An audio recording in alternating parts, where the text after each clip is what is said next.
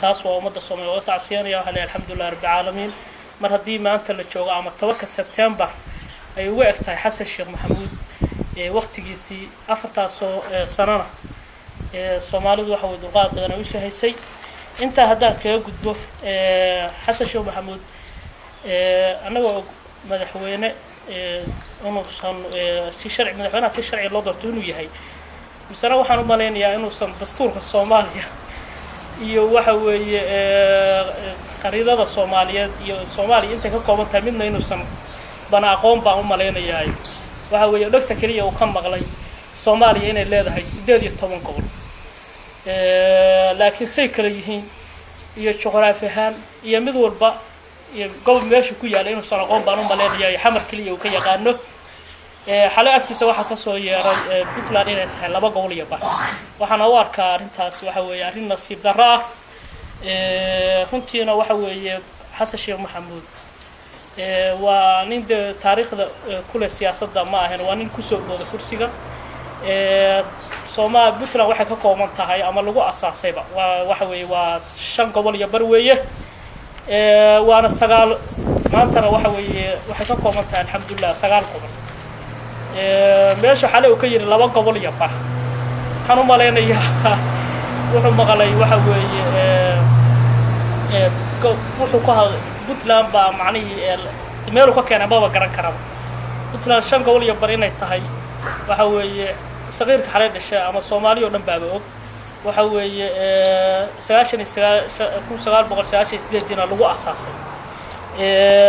inta hadda kaga gudbo wuxuu la meel dhigay Puntland waxa moodaa Hiiraan waa ognahay waa sax waa u qalmaa inuu maartay noqdo sida galmudug bay u tahay maamul goboleed ilaa marba haddii dastuurka Xasan Sheekh jabiyay uu galmudug u aqoonsay inay maamul goboleed tahay Hiiraanna wuxuu ugu diiday inuu garan mayo Hiiraan xaq bay u leedahay inay noqoto gobol madax bannaan oo dawladda federaalka hoos taga reer Hiiraan rabitaankooda cid hor istaagaysa ma jiraan u maleynayaa waxaan maqlayaa arinta la yaab kale ah ugaas Xasan Yaasiin ugaas Xasan ugaas Khaliif isagoo leh waxa weeye liiska odayaasha kuma jiro dema Xasan Sheekh wuxuu uga baahan yahay ugaaskaas oo ismada soo jiraanka Soomaaliyeed kamid ah aqoos waa ma yaa u maleynayaa waa ugaaska reer Hiiraan waa ugaaskaas kamid ah ismada soo jiraanka ah 135 waa ku khas hadda meelooda waxa uu jeedaa isagoo leeyahay tigreeta la soo saaray nin lagu kordhinayo nabadoona ismada soo jiraankaana la leeyahay waa loo diiday taasna waxaan u arkaa nasiib darro xun laakiin alxamdulillah rabbil caalamiin waxaan uga samreynaa waa waqtiga Xasan Sheekh oo bisha 10keeda ku ilaahay haduu masuuc baan u dhiman baan u maleynayaa taasna halkaasaan kaga baxayaa Puntland ama gobolka bari kaliya baa wuxuu ka badan yahay Xasan Sheekh hada taariikhda aadan ogtahay hadaad ogeynba gobolka bari waa 100 kilomitir isku weer ah halka waxa weeye koonfurta mudug ilaa iyo Muqdisho ay tahay 700 kilomitir 20 baa dheer baa u maleynayaa hadaad ogtahay hadaad ogeyn gobolka bari baa wuxuu ka weeyay koonfur oo dhan meesha aragtay inaa 3 maamul goboleed iyo 4 ka sameeysid buu ka weeyay marka taasna waxaan u maleynayaa waa dastuur jabin weeye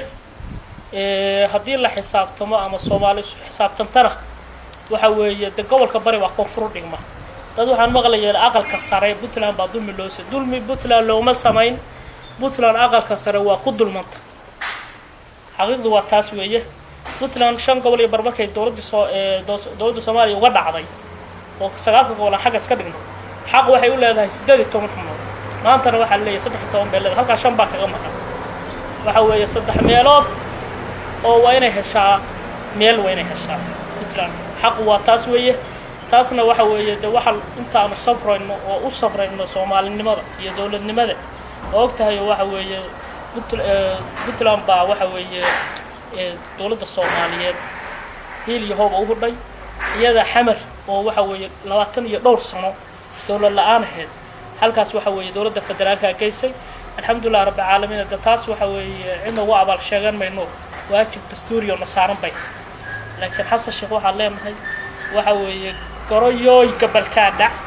waxa weeye Soomaalina waxa ka rajeynaa inay madaxweyne cadaalada dalka iyo dadka u dhaxeeya inay soo doorato Ilaahay adduunmo wana mahadsantii. Salaamu calaykum waraxmatullaahi wabarakaatuh.